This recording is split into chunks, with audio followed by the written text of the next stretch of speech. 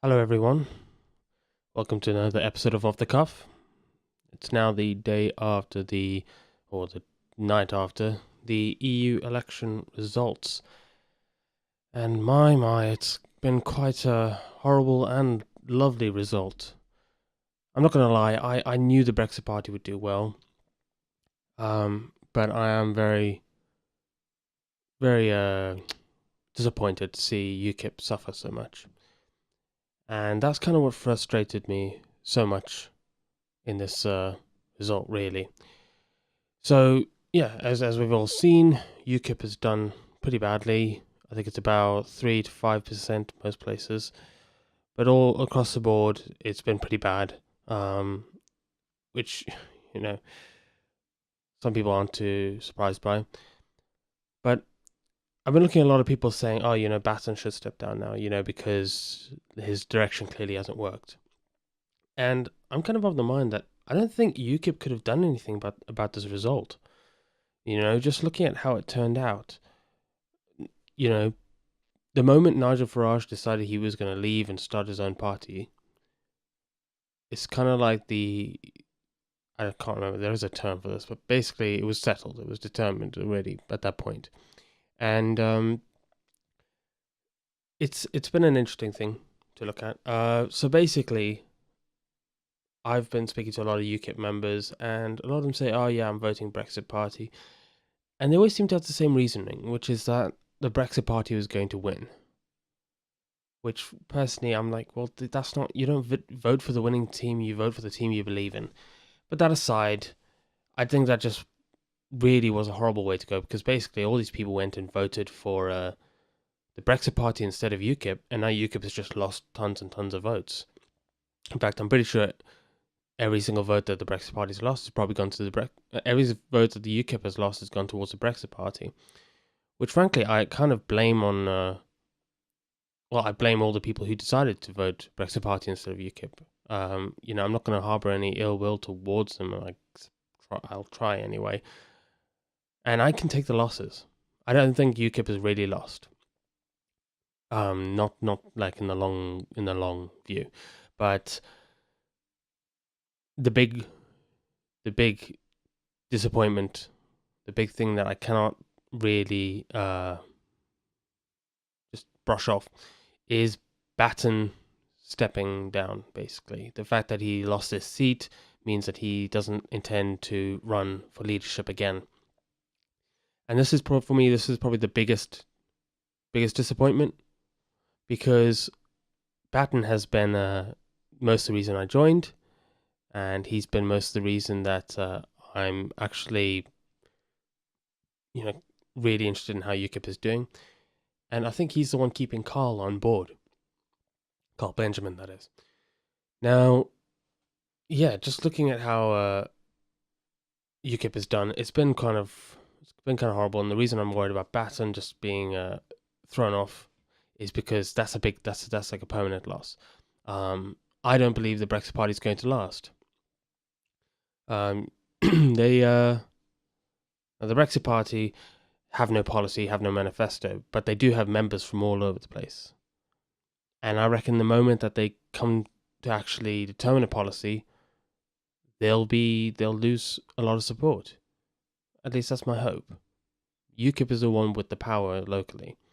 At least that's my impression. Though with all the cult of personality around Nigel Farage, I do wonder whether or not UKIP would do well. They're still the party I believe in. I don't trust Nigel Farage. I don't think it'll take a lot of effort for me to trust him again. But yeah, I don't think the Brexit Party is going to last.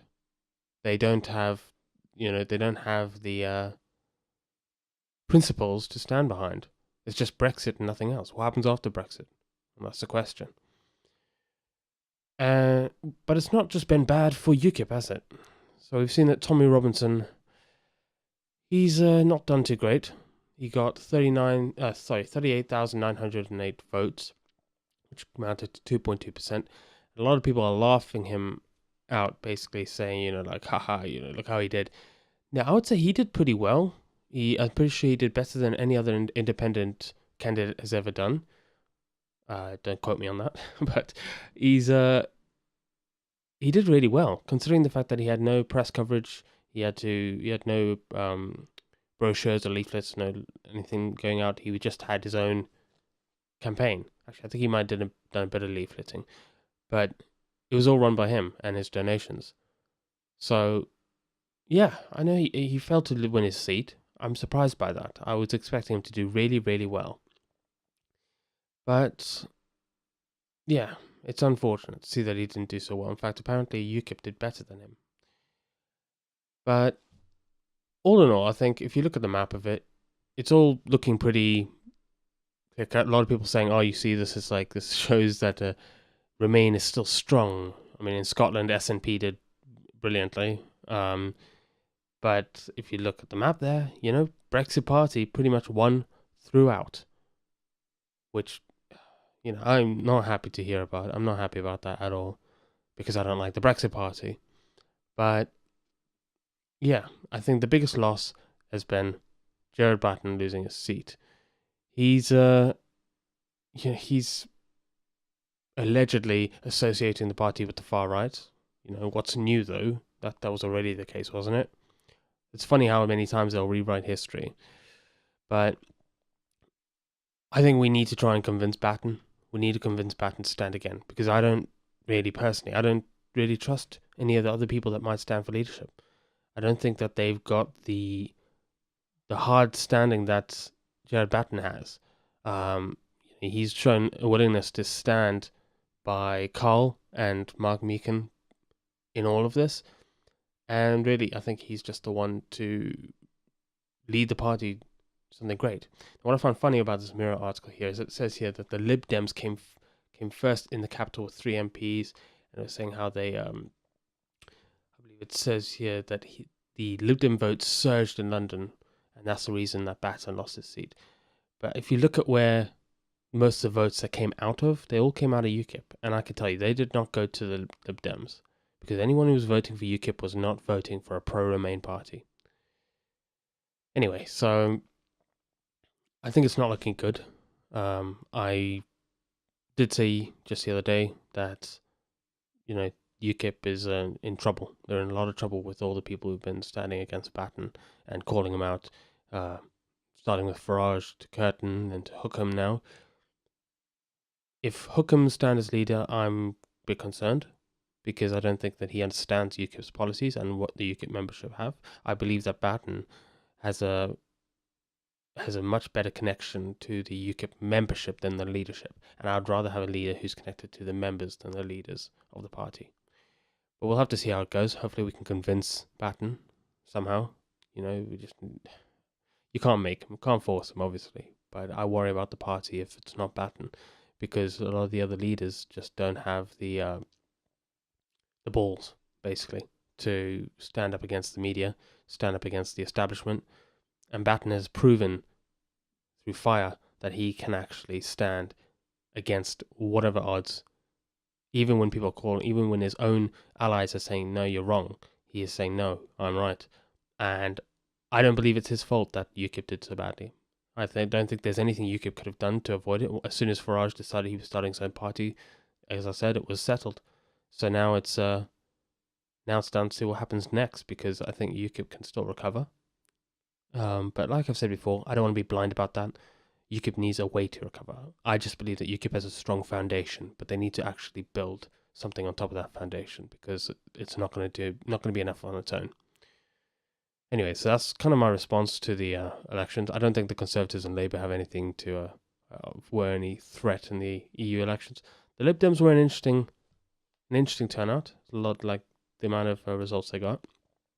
SNP weren't too surprising considering the support they've got in Scotland, but I was definitely disappointed to see UKIP go how it went, and I voted UKIP because that's what I was always going to do. Anyway, so we'll have to see how it goes.